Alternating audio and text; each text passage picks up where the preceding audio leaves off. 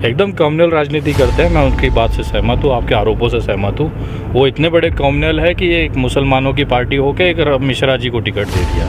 वो इतने बड़े कम्युनल हैं कि खुद टोपी लगाकर नमाज़ पढ़ते हैं और एक सुबह पूजा पाठ करने वाले हरीश मिश्रा चंदनधारी को, चुंडीधारी को बनारस से अपना प्रत्याशी बना के सारे मुसलमानों को, टोपी वालों को लगा दिया पीछे कि जाओ मिश्रा जी का प्रचार करो। इतना बड़ा कम्युनल मैंने नहीं देखा यार। और अगर हकीकत में वो वैसी साहब इस तरह के कम्युनल है तो मैं सैल्यूट करता हूँ उनकी कम्युनलिज्म को। इस तरह से वो कम्युनल बने रहें। मैं ऊपर वाले से प्रार्थना की कि जब बनारस में पेट्रोल के प्राइजेस बढ़े थे तब यही हरीश मिश्रा और बनारस वाले मिश्रा जी सड़कों पे आंदोलन कर रहे थे। उस समय समाजवादी पार्टी का जो उम्मीदवार था ना, वो अपने एसी रूम में बैठ के टीवी लगा के पब्लिक को लाठी खाते हुए, रोते, उनकी लाशों को कुत्ते नोचवाते हुए देख रहा था।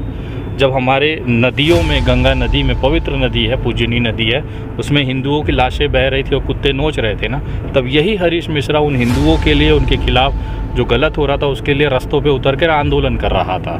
जब सरकार अपनी तानाशाही चरम पे थी, जब आदमी अपनी बात नहीं रख पा रहा था इसी बनारस के अंदर, उस समय स्मृति ईरानी जैसी मंत्री पर चूड़ी फेंक कर अपना विरोध करके 13 दिन जेल रहने वाला यही हरीश मिश्रा सड़कों पे था। अगर अब भी लगता है कि जो सड़क पे लड़ रहा है उसको वोट नहीं करना है, तो मैं बनारस की जनता से स्वागत करना चाहूँगा कि जो एसी में बैठ के आपको मरते हुए देखा, आपको पीटते हुए देखा, लेकिन अपने एसी कमरे से बाहर नहीं निकला, यदि उम्मीदवार को अगर आप जिताना चाहते हैं तो आपका दुर्भाग्य है। साथियों, एक बार फिर से विनय दुबे जी हमारे साथ मिल गए हैं और प्रतापगढ़ से हम लोग वाराणसी की तरफ जा रहे हैं और इनसे अब हम जानना चाहेंगे कि ये लगातार भारतीय जनता पार्टी के पीछे क्यों पड़े हुए हैं। जब से सिटीजनशिप अमेंडमेंट एक्ट संसद से पारित हुआ था, उसके बाद कानून वो बन गया था, उसके बाद से ही विनय दुबे लोगों की नज़रों में आए, सोशल मीडिया पर नज़र आए और उसके बाद से ही लगातार, चाहे वो किसान आंदोलन हो, चाहे वो अडानी का केस हो, कई तरह के ऐसे मामले बीच में आए हैं। विनय दुबे जी जो है वो लगातार भारतीय जनता पार्टी के पीछे हाथ धो करके नहीं, नहा धो करके पड़ गए हैं। तो क्या है इनका कोई पर्सनल दिक्कत है भारतीय जनता पार्टी से? आइए उनसे जानते हैं। मोहब्बत है सर। मैं भारतीय जनता पार्टी से इतनी मोहब्बत करता हूँ कि सुबह उठते बिना उसको गरियाए, उसको थवरियाए मेरा दिन शुरू नहीं होता है। कुछ पर्सनल है क्या सर? देश हित की चीज़ें हैं सर। कुछ चीज़ें सार्वजनिक तौर पर होती हैं, कुछ चीज़ें व्यक्तिगत होती हैं। भारतीय जनता पार्टी जिस तरह से देश को बर्बाद कर रही है, जिस तरह से तबाह करने पे तुली हुई है, तो एक जागरूक नागरिक होने के नाते मेरा फ़र्ज़ बनता है कि इस बर्बादी को रोका जाए। मेरा तरीका थोड़ा सा गलत हो सकता है, लेकिन मेरा जो उद्देश्य है वो बहुत साफ़ है। इस देश में जो नफ़रत बांट रहे हैं, जो हमारी आबो हवा को ख़राब कर रहे हैं, उसे रोका जाना चाहिए। देश हित की आप बात कर रहे हैं, लेकिन देश हित की तो सबसे ज़्यादा अगर कोई बात करता है और सर्टिफिकेट बांटता है वो तो भारतीय जनता पार्टी है। और आप तो उनकी नज़रों में जानते ही हैं कि टुकड़े टुकड़े गैंग के सदस्य हैं। तो आपको फंडिंग वगैरह कहाँ से होती है? बड़ी बड़ी गाड़ियों में चलते हैं। मैं भिखारी नहीं हूँ सर। अपनी मेहनत करता हूँ, अपनी रोज़ी रोटी करता हूँ, जो कमाई करता हूँ उसका इनकम टैक्स रिटर्न भरता हूँ। आपको बताना चाहूँगा इस साल 19 लाख रुपए का इनकम टैक्स गया है मेरा। तो कहीं ना कहीं कुछ इनकम होगा तभी तो टैक्स भर पाता हूँ। अगर मुझे दूसरों के टुकड़ों पे पलना होता तो मैं भारतीय जनता पार्टी ज्वाइन कर लेता। और वहाँ जाने के बाद आपको पता है दिहाड़ी मजदूरी का काम होता है। नारे लगाओ तो 200 रुपये का रेट, लड़कियाँ सप्लाई करो तो सेंगर और दूसरे बड़े मंत्री बना दिए जाते हैं। बच्चियों के साथ बलात्कार करने वालों के लिए समर्थन में रैली निकाल दी जाती है। तो इस तरह की चीज़ें जो देश को ख़राब कर रही है। आखिर आपको राष्ट्रवाद से परेशानी क्या है? हम समझ नहीं पा रहे हैं। आप लगातार विरोध करते रहते हैं। राष्ट्रवाद की पार्टी है, राष्ट्रवाद पे बात करती है। मुझे तो नहीं दिखता, आपको दिख रहा है तो अच्छी बात है। मुझे दिखा दीजिए कोई ऐसा राष्ट्रवाद जो किया उन्होंने। 700 किसानों को मार दिया, ये अच्छी राष्ट्रवाद है। पाकिस्तान में घुस करके मारा पुलवामा हमले के बाद, ये राष्ट्रवाद नज़र नहीं आया आपको? मैं कल भी कह रहा था, आज भी कहता हूं कि अगर इसकी निष्पक्ष जांच की जाएगी तो पुलवामा अटैक में भारतीय जनता पार्टी की संलिप्तता मिलेगी। आप बहुत बड़ा आरोप लगा रहे हैं। आरोप नहीं, मैं अगर गलत हूं तो मुझे गलत बता दीजिए या आरोपी को खड़ा कर दीजिए। मैं क्या चाहता हूं कि आप इंक्वायरी करिए और जिसने भी पुलवामा किया उसको सामने लाए। 300 किलो RDX कहाँ से आता है ये इन्हें नहीं पता चलता, लेकिन साइकिल के ऊपर बम रख के ब्लास्ट किया जाता है, जो गरीबों की सवारी है उसका मजाक बनाया जाता है। ये बहुत अच्छा राष्ट्रवाद है।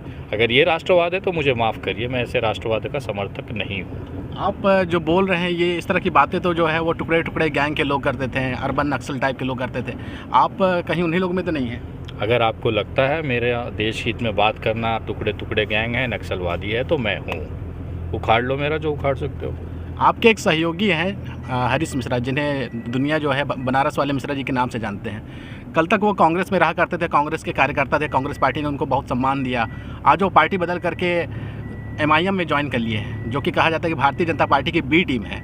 अब वो कैसे मुकाबला करेंगे? जनता उन पर क्यों भरोसा करेगी? जो पार्टी बदलते रहता है वो पलटू राम हो गए वो तो।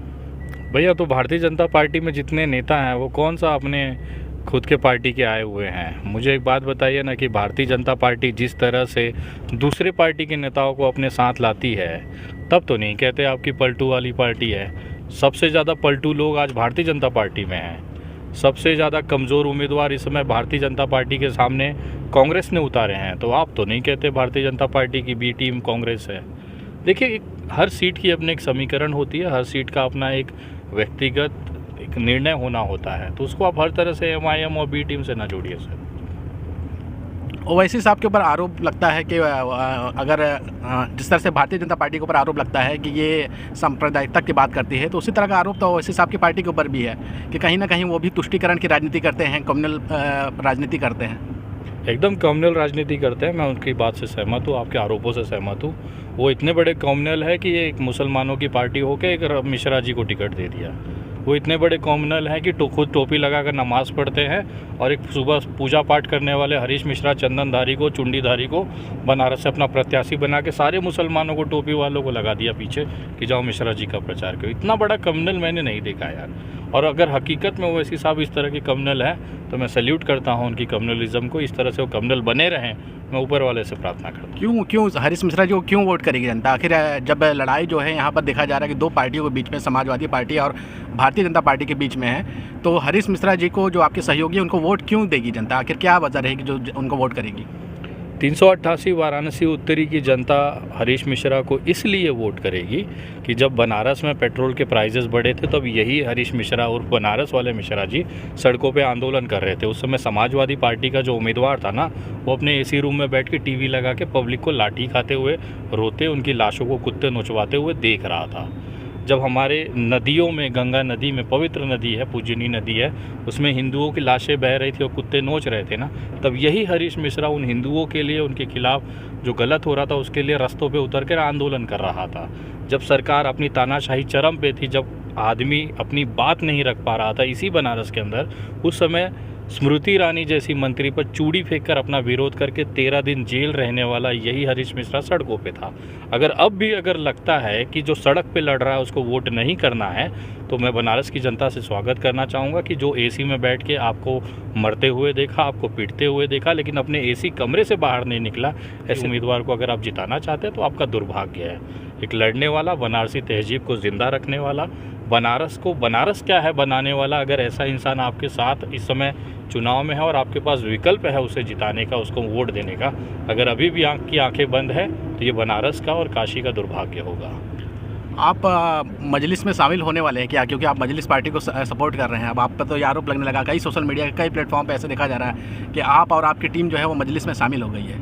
नहीं, ऐसा कोई नहीं है। अगर आप 15 दिन पहले की मेरी एक्टिविटी देखेंगे तो मैं अभी एक कांग्रेस प्रत्याशी का मैंने पश्चिम उत्तर प्रदेश में जाकर प्रचार किया है। अभी हम लोग जहाँ से आ रहे हैं वो राजा भैया का संसदीय विधानसभा क्षेत्र था, राजा भैया के लिए कैंपेन करके आ रहे हैं। अगला कुछ आप दिन देखेंगे तो अभी मुझे शिवपुर में अरविंद राजभर जी के लिए मुझे प्रचार करने जाना है।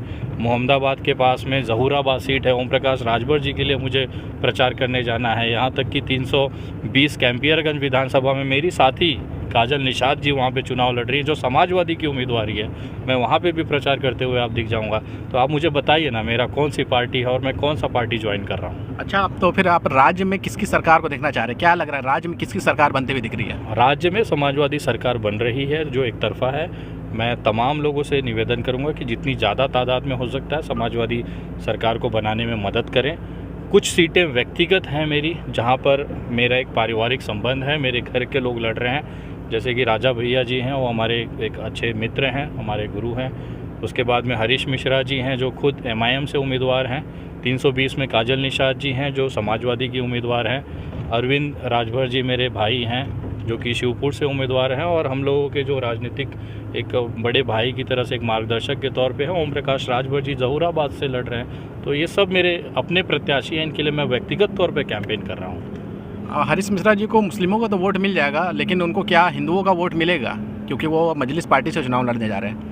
इसमें बनारस में कोई मजलिस या कोई ओवैसी नहीं देख रहा है। इस समय सब देख रहे हैं हरीश मिश्रा को, उनका चुनावी चिन्ह पतंग को देख रहे हैं। वो ये नहीं देख रहे हैं कि किस पार्टी से आ रहे हैं, क्योंकि जब संघर्ष किया जा रहा था ना, तो लोग ये नहीं देखते थे कि किस पार्टी से संघर्ष कर रहे हैं। उसे यहाँ पे उस समय देखा जाता है कि हरीश मिश्रा, बनारस वाले मिश्रा जी आज सिलेंडर के दामों पे आंदोलन कर रहे हैं, आज बच्चियों के बलात्कार पे आंदोलन कर रहे हैं। तो उनका जो एक व्यक्तिगत अपना एक जो जनाधार है बनारस के अंदर उत्तरी में, उसके दम पर वो चुनाव लड़ रहे हैं। और यहाँ बात अब हिंदू मुसलमान की नहीं है, एक तरफा यहाँ पे चुनाव जो उत्तरी में चल रहा है वो भारत वर्सेस भाजपा चल रहा है। कहा जाता है राजनीति में अच्छे छवि के लोगों को आना चाहिए। हरीश मिश्रा के ऊपर तो कई सारे केसेस है, मुकदमे, कई बार वो जेल गए हैं, तो इस पर आप क्या बोलेंगे? तड़ीपार तो नहीं हुआ है ना सर, एक तड़ीपार हुआ गुजरात का, आज हमारा केंद्रीय गृह राज्य मंत्री है। आप क्या किस स्वच्छता की बात कर रहे हैं? मिश्रा जी के ऊपर तो गिन चुन के 5 केसेस हैं, वो भी राजनीतिक केसेस हैं।